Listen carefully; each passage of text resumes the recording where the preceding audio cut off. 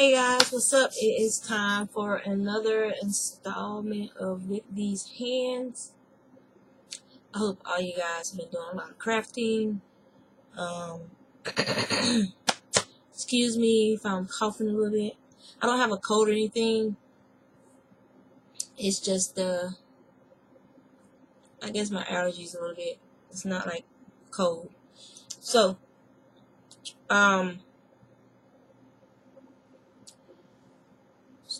the scarf that I was working on when we were driving to a show. I think I showed it to you unfinished. Or I posted a picture on Instagram when I was working on it in the car. It was the tube scarf. I think I showed it to you last time. But anyway, it's been finished and given to its recipient. The recipient is very happy and told his mother that, Mom, we need to go buy me gloves to match this right now. And she had just got home from work, so she was like, you going to have to wait till this weekend? But she told me, she said, you going to start something. She said, but my son loves the scarf. So I'm glad. I hope it motivates him with his physical therapy and everything. So, and then my new, well, younger person at work, new client or whatever you want to call it. She loves handmade things, so she's gotten her hat and her scarf that I made. And this was the one that was in the blues that I was showing you guys with the chevron pattern. It was more like a chevron than a ripple. And so she has her scarf and her hat, and she's very happy with it. So you can see pictures of those up on Instagram as well, because I was working on it in the car, and I finished it on the way up to Eckerview Fiber Mill in North Carolina. And when I say up, because we're near the coast, so very near the coast. I mean, Virginia Beach is a hop, skip, and a jump away. So from here up, first you have to go west from here, and then you go into North Carolina, and then you travel north using 85 and 40. You go north until you get up. We're probably about 100 some miles away from Tennessee, I think, through there. I'm not sure the exact mileage, but if you stay on 40, you'll be in Tennessee in a couple hours from where the mill is located.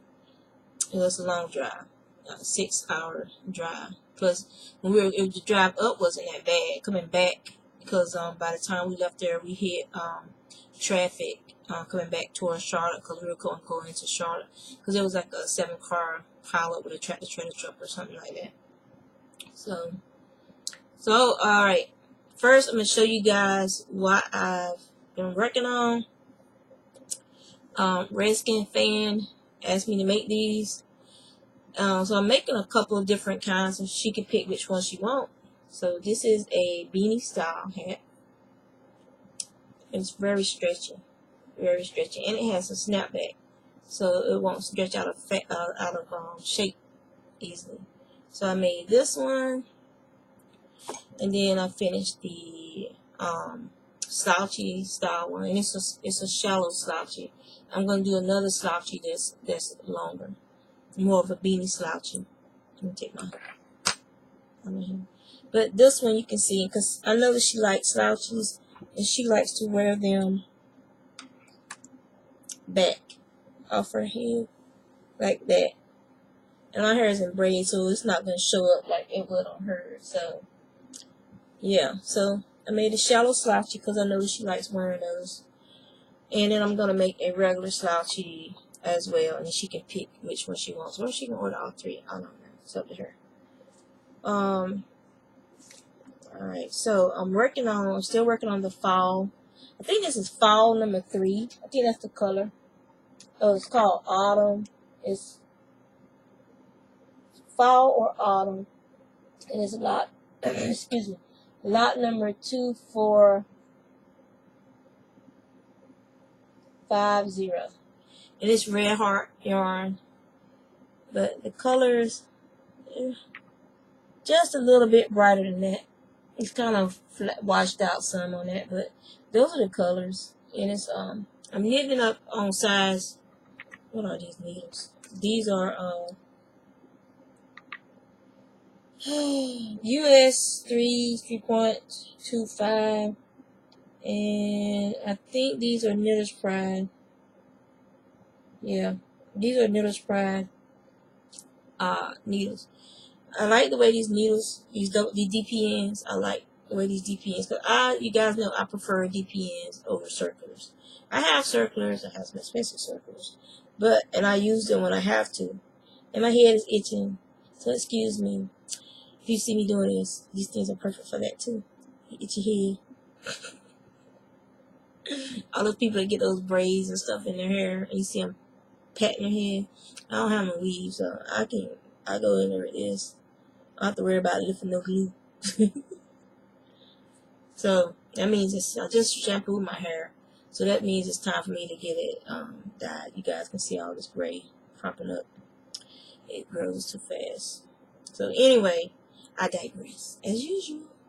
So I've been working on this hat, and I gotta get it to the right length before I start my decreases, because the hat that the person showed me, the type of hat that they like, it is a knit hat, but it was a commercially knit hat using very fine yarns, like it's not a single ply yarn. It's probably like this by itself is a lace weight yarn, but that yarn was knit, that hat was knit using a 2 or 3 ply lace weight yarn. I ain't trying to be knitting with no lace weight. Not a hat. I'll be knitting that hat for a year or two. Plus Red Heart don't make lace weight in this color, so even if they did, I would not be knitting a hat with lace weight yarn, period. I'm sorry, if you want a lace weight knit hat, you need to go to a fiber mill or somewhere, or go to a some company and ask them to make you a custom hat. It's not gonna happen here. So yeah, let me put this down. So that's what I gotta get done tonight, and also tomorrow. Well, I also remember I told you guys I ordered some more bobbins for my electric spinning wheel, the Vesper. Those bobbins came today, so I got 3 of them, and these are a little bit different from other ones. Well, at least they're a little smaller. See, these new bobbins are a little bit smaller than the old bobbins as far as the wood portion. Other than that, and they're just a, let me see. Yeah, they're the same. This part on the old ones is thinner. Let me see. See how this part is thinner, it's thicker on the new ones.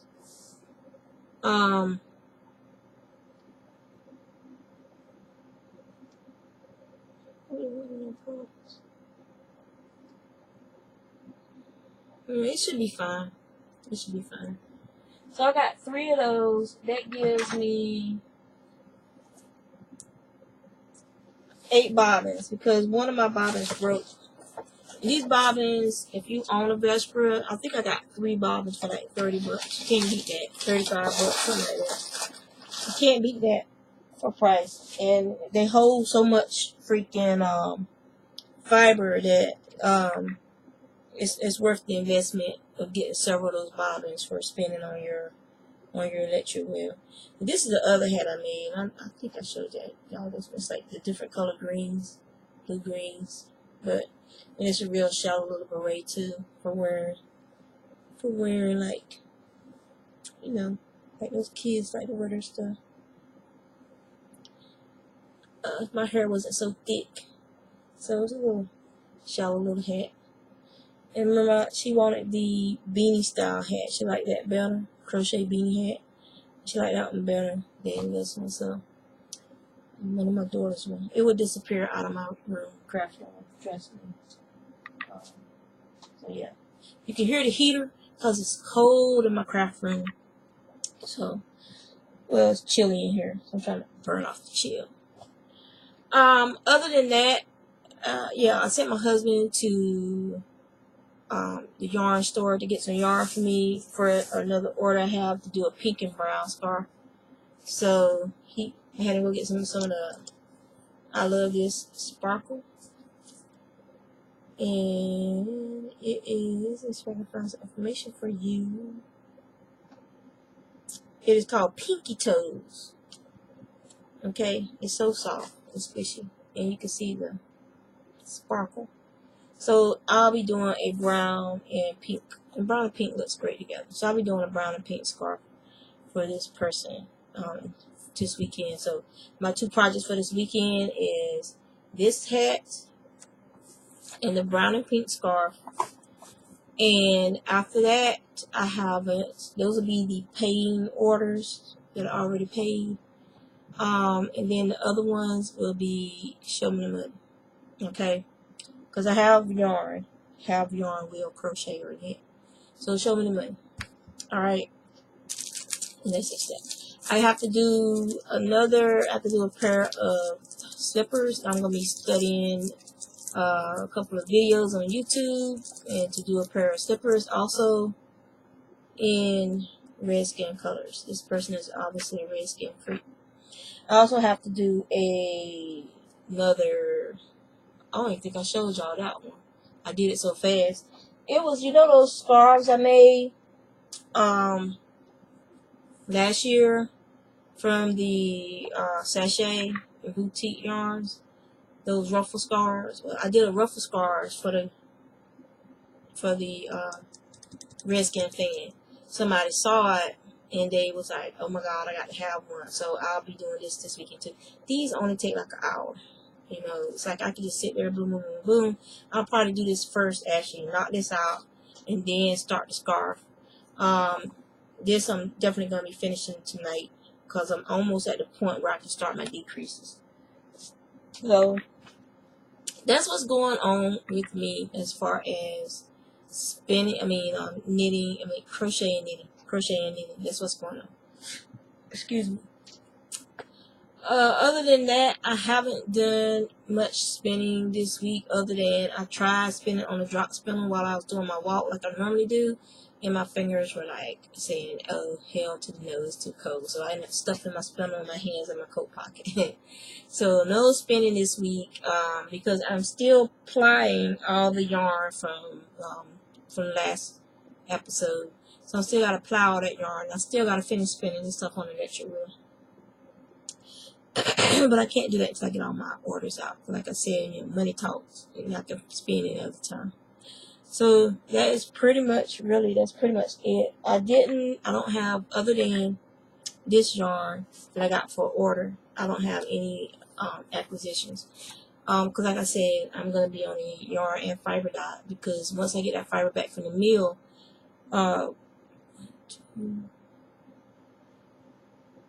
there's a couple of those fleeces that I'm just definitely, they're like Bruce Wayne's fleece, which is the alpaca that I have. I'll be keeping all of his. There's a rose gray alpaca fleece in there. I'll be keeping that. And then there was this alpaca fleece that is a pinky cinnamony color. That's the best way to describe it. I'll be keeping that. Everything else, except for the Rambouillet fleece, I'll be definitely keeping that because Rambouillet is one of my favorite fibers to spin. But everything else that's getting processed will be pretty much, I'll be selling some of that too. So if you're a spinner, once it gets back from the mill, I'll be showing it to you guys and just let me know how many ounces you want, and I'll get it split up. And it's going to be first come, first serve. I want to get rid of as much of it as possible, and even some of the stash that's in the crates back there. I want to try and break some of those up into samples to keep for me to spin, and the rest gotta go. Because the more I have, the less I can go get. You know what I'm saying? I gotta get all this stuff spun up. I gotta try, and get something set back up on my site to try and get rid of some of the stuff I've already got. So yeah, it's just one of those days, Because I want to be able to, even though I love spinning just as much, more than I like knitting and crocheting, I still like knitting and crocheting. I want to be able to use some of the yarns that I've acquired to knit and crochet things, And if I'm just, always spinning stuff, and I don't get a chance to do that. That's why next year is my year for spinning, and my year for doing things that I want to do, projects that I want to work on. So that is pretty much it. Jan, I'm so glad you're feeling better. Miss your videos. Because when I come home, I don't watch that much TV. I watch a couple of episodes of certain shows and animes on Netflix and Hulu. Other than going to some of the manga reader sites and reading some mangas. And then I mostly watch YouTube videos for my entertainment. So yeah, so when you guys don't put out videos, I'm like, where's so-and-so, you know? And I follow a bunch of people. And I wish YouTube would have like a thing where it would show you who's been inactive and how long they've been inactive, like on your list. It'll say inactive, 6 months, inactive, blah, blah, blah. So you can kind of like, you know, tweak your list easily. So you can just go there and just, okay, you don't show up no more, you don't show up, you know. I put them in like a wish list box kind of thing. You know, or it can automatically, after they've been inactive for 6 or 7 months, automatically drop it into your inactive box. And then once they start doing videos again, it can go back to your active box. You see what I'm saying? So we shouldn't have to be doing so much administrative work to our list. Like actually click on the thing and go to the site, see how long they've been inactive. The technology is there that, you know, you're inactive for 3 months. Inactive list, you know, and then just have your active list showing up. I wish they would do something like that. It would make my life so much easier. Because I'm subscribed to a whole bunch of people, and some of them have never put out a video. And I get tired of going through my list and removing people from the list. And then all of a sudden, I hear somebody else talk about this person, and then I'll be like, oh, they used to be on my list. Let me go see what they're doing. So you go subscribe to them again, and then they put out a couple of videos, and then they're gone again for 7 or 8 months. I mean, it's like, you know, you're taking up real estate on my list, because my list, instead of being like this long, the list is like this long because of all these inactive people. So, tomorrow is Yarn for Breakfast in Suffolk, Virginia. So, we'll be going out there and getting our knit and crochet on. And, so those of you who follow me, who are local, would like to see you there, Ashley, Jen, and others who I know you can't go, but I'll tell you what happened. You know, I was going to take some pictures and put on Instagram. So, you guys, I really appreciate all the people who view my channel. It is very humbling to know that I have those many people who are subscribed to my channel and watching me just be me. I can talk how I want to talk, be who I am. I can knit, I can crochet, I can spin. I can talk about those elements in my life. I can talk about things that's bothering me, my garden. I can talk about anything I want to up here. This has been like some of the best therapy that was free that I've ever had.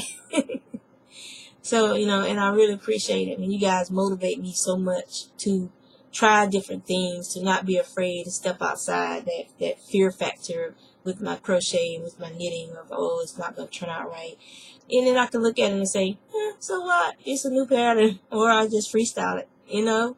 If you don't understand a pattern, the pattern doesn't make sense, and you know, you got such a large community that you can send messages to and ask them, hey, have you ever done this pattern? If not, can you see if maybe it's the pattern that something is wrong, or is it something that I'm doing wrong? And then you have so much, it's years and years, hundreds of years worth of experience in this community. It's, you know, if you put all the ages together, you got thousands of years of experience in this community, and it's just amazing the things that I can learn and what I'm learning, or things that I see people do, and I try and do it on my own just because I recognize the stitches, or I recognize the way the item was made, and then I'm able to duplicate that item. And you know, 7 years ago, I'd have never tried to do that. I would have bought the pattern and I would have read the pattern faithfully while I sat there and worked on it. But now I'm at a point, and thanks to YouTube and thanks to other mentors in real life, I'm at a point where a lot of times I can just say, can you make this? I look at it and I make it. with crochet. I'm not that good with knitting yet, because I think it's because I came to knitting after I had learned to crochet and spin. I started knitting, learning to knit. So it still hasn't clicked with me. I mean, I can follow patterns. I'm learning to follow charts with doing lace work and stuff, but it still isn't like I can, like with crochet, I can just see it, think it, figure out the way it's constructed, and I can go ahead. I can't do that with knitting yet. It's not about reading your stitches or stuff. I know how to read my knit, stitch, purl, stitch. I can see a yarn over, knit two together, slip one, knit one. I can read the stitches. It just, I cannot construct in my head yet. I can write stuff down. I can try and, draw it out using the artistic side. Draw it out what I think it should be, but I can't do like with crochet. I can't say, well, okay, I should put this stitch here and this stitch here to get this look. I can't do that with knitting yet. And that kind of makes it fun too, because I have to actually pay attention, read the pattern, and sometimes you have to put back out and try it again. So, hey, it's a learning curve, and then once you learn it, like that applied edging, that applied border, now that I know how to do an applied border, you can say, well, okay, but now you can add a applied border to other things, but why if you want your applied border to be something different than the applied border that you learned? See, that's what I'm talking about. So I haven't reached that part where I can say, well, okay, I have 397 edge stitches. I want to do this applied border. But you got to make sure that whatever it is you're doing, the repeats won't over, where did you stop? Did you want to start in the middle of the pattern on the other end, or do you want to start at the same place? So you got to figure all that stuff out, which means math, people, math. Even though I was good at math, and you guys know, even though I was good at math, and some maths I do not like sitting and having to do math when I'm supposed to be enjoying myself. So a lot of times that's not going to work. So that's why I have to have patterns with knitting, I guess, because I'm not the one to sit there with knitting and try and figure it out. Crochet is easy. Oh, that looks like a triple crochet. Oh, that looks like a double crochet. Ah, that was a single crochet. Crochet is easier to sit there and figure something out. With knitting, you got to have a magnifying glass up and to try and figure out those stitches. I do anyway, because I'm nearsighted. And my bifocals, sometimes I have to move my bifocals around, or lift them up and hold a paper up to your face like that to read it. The wonders of getting older.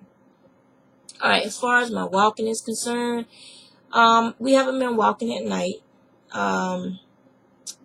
My neighborhood is not the safest neighborhood in the world. Just look up Berkeley, Norfolk, Virginia, Berkeley, and murder. Okay, and my neighborhood pops up several times. Anyway, my neighborhood is not the safest to be walking around in at night. So what I told my husband I want to do is, now that we've had a time change, I want to get up in the morning earlier, like get up at 5, go on our walk in the morning, and come back home and then get ready for work and then go to work. And I'll still be doing my 2 laps in the morning, my 2 laps in the afternoon. But this way, I'll be getting my longer walks in, because since they time changed, I think we only went on one longer walk. And then we had those shootings, and then I was like, not walking around for the stray bullet to catch me outside. No, thank you. Really, people are ignorant and don't know how to live like human beings. And they just ridiculous. Fighting over something that don't even belong to you. Piece of property, a corner. It don't belong to you.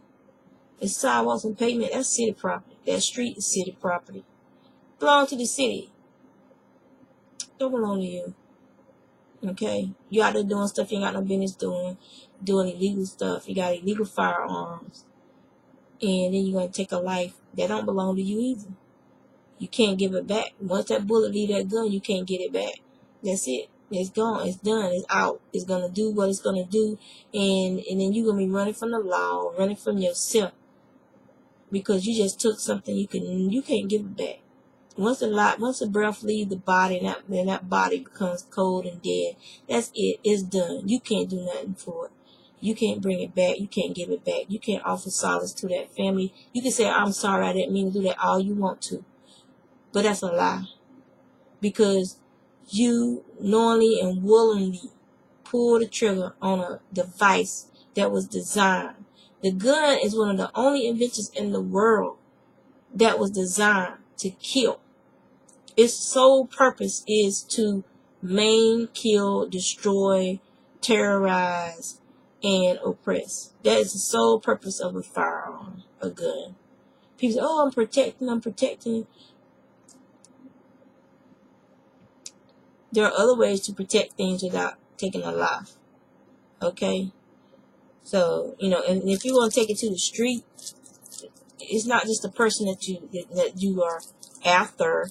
Now you have innocent people who are home, minding their business, just got home from work, trying to take care of their families, trying to feed their children. They just got home from school, and now they're ducking for cover because, just because it came out their gun, it don't mean it's going to go the direction you want it to go. It could hit something, ricochet, go into a house, and then you got a child being killed by your bullet, and they ain't have nothing to do with your conflict with this person out there on the street you don't own. You done shot up people's cars. You done, it's ridiculous. Ridiculous. And what was you fighting over? Some drugs that were illegal. Illegal drugs. Illegal gain from illegal drugs. Some hoe. And I would say hoe. Because if you got two men out there trying to shoot and kill each other over you, you are not a lady. Okay? So yes, I said hoe. And this other word that they use now to describe these girls out there going back and forth from 2 or 3 different guys, getting them riled up to the point they want to kill each other. Ratchet. That's the new word of the day, children. Ratchet. You're ratchet. So, keep it. Alright, we're getting somewhere else. We shouldn't be going right now. I think I had a bit of it. Stuff like that makes me mad because it's unnecessary in this day and time for women or men to be going out and about intentionally messing with people and trying to get them fighting over them. That don't increase your net worth. That don't make you what you think you are, which is hot, fine, divine, to the point where men gonna fight over you. That makes you stupid and ratchet. Because you out there risking other people's lives for your view and pleasure.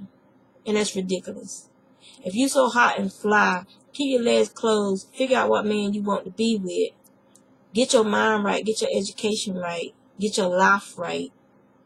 Then you worry about who you're going to choose to be your companion for life. And then you keep on rolling and you leave the other people alone. Don't get them all riled up going for this one, that one, and the other one. Looking for something that you can't find because your own self is not, your own personal self, you have ignored the growth of yourself. Trying to find something that you could only find by getting yourself right. And once you get yourself right, the world is your oyster. You could go out to the sea and reel in the one you want, and he'll be more than welcome to come just to you, to be just with you, because he realizes the value in being with you and only you. And then y'all can go on off on your little merry, have a happy life, all that good stuff. But get your minds right, because it's enough of this. These fools shooting and killing each other over girls, over stupid stuff, over corners that they don't have a deed to. You can't sell it. It don't belong to you. Your name ain't on the deed to it. It don't belong to you. But you're going to kill somebody because they were standing there because you didn't know who they was and you didn't like the way they looked at you and da-da-da-da. Stupid. Just plain stupidity. Makes me wonder, really wonder, how many are I just cannot see how someone with all their faculties can even go from point A to point B to that situation. Do they not even think to themselves, man, I'm stupid. I'm getting ready to pull out a gun and take a life over a piece of rock that don't even belong to me, over a corner that the city owns, I'm gonna spend the rest of my life running from the law, hiding from my self-conscious, pretending I'm something I'm not because I'm stupid. Do they have that conversation? No, they have this conversation. Man, I'm gonna get so much street cred, blah, blah, blah, blah. I'm like, where did this crap come from that these people believe this crap? That doing this crap makes you a bigger person, makes you respected. Yes, it does make you fear, and fear is not respect. Fear is being fearful for your life, being fearful for your family and things you've worked hard for, because there's this idiot out there with a gun that don't respect life and don't respect the purpose of a firearm, which was to protect and to hunt for food, things of that nature. It was not for killing other human beings. But that is what man has turned it into, a weapon of destruction. So, yeah. Okay, I'm going to get off the high horse now, so y'all can ignore everything, go back to the happy stuff. So, yeah, but that's all that's going on, stuff that irking me, And I would move out of my neighborhood if I didn't have a mortgage. If I was renting, I will break my rent, break my lease, and I will roll. But I am buying this house. We're buying. So it's not as easy to walk away from something you're purchasing than it is from something you're renting. So to those people who keep saying, oh, you should move. Like I said last time, buy my house. Buy my house. And me and my family will happily go and find somewhere else to live. Not in this neighborhood. So, And then people are like, oh, just walk away. You walk away from everything you don't work for. Because you got one bad element in the neighborhood that the police just can't seem to find or catch. I just don't understand it. There are people in this neighborhood who know who it is, know where they live. Probably, how can you even stay in the same house with somebody that you know is like that? It's out there shooting and killing young people. How can you even look at yourself in the mirror in the morning? That shows you how many freaking sociopathic individuals are walking around this world today. They don't care about anything or anybody. Everything is inconsequential to them. And it's the fact that some of these people, they so hypocritical. Supposed to be in the church this, supposed to be in the church that, this God, this, that God. But yet and still, someone who just took a life. That if you believe in your God, you know that is one of the biggest sins there is. Yet you're trying to protect this person instead of doing what you should be doing. The right thing is getting the person in that firearm off the streets. That person deserves every bit of time that they get. They got no business walking around with regular folk. And by regular folk, I say folk who are content to live their lives, trying to be happy, trying to take care of their homes, trying to take care of their families, going to work or going to their business if they have their own business, going to their business every day, and trying to lift up the community, lift up their families, and they ain't out there trying to cause harm or any kind of harm, psychological, physical, whatever, to anyone. They're out there trying to help people, donating back, giving back their time, their money, their effort to their communities. Regular folk. So, that's it. I'm just done. If you know someone in your neighborhood who is a criminal, a murderer, a child abuser, wife abuser, abusing something, why do you let them continue to live in your neighborhood? Why are you so scared? Because they got anonymous hot tip lines and stuff that you can call and report stuff, and no one will ever know it was you. They'll never know unless you open your mouth and tell somebody. So that's just that. There are means out there for everything except for somebody wanting to buy my mortgage. Buy my house. Subliminal. And I would gladly move. A lot of regards, and I would gladly move. So, yeah. That's just that. So y'all take care.